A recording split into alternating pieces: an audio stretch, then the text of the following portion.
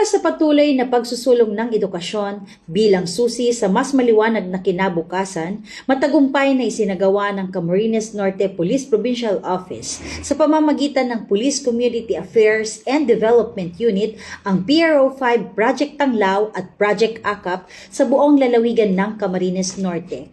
Bilang bahagi ng programang ito, inulunsad ang CNPPO Scholarship Program na naglalayong matulungan ang mga batang nagmumula sa mga kapuspalad na pamilya na makapagpatuloy sa kanilang pag-aaral.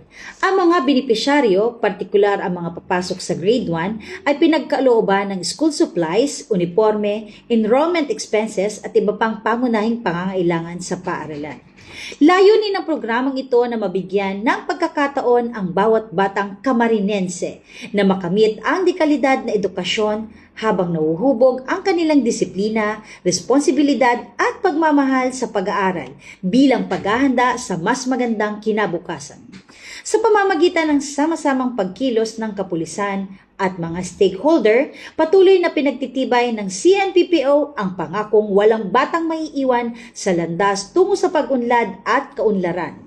Sa ilalim ng pamumuno ni Police Brigadier General Erosito N. Miranda, Regional Director ng PRO5 at Police Colonel Paul F. Abay, Provincial Director ng CNPPO, patuloy na nagsisilbing katuwang ng komunidad ang inyong kapulisan sa paghubog ng mas maliwanag na kinabukasan para sa kabataan. Mula dito sa Camarines Norte Police Provincial Office, ako po si Police Staff Sergeant Cecilia Caudilla, nag-uulat para sa Police News Network. Bagong PNP para sa bagong Pilipinas.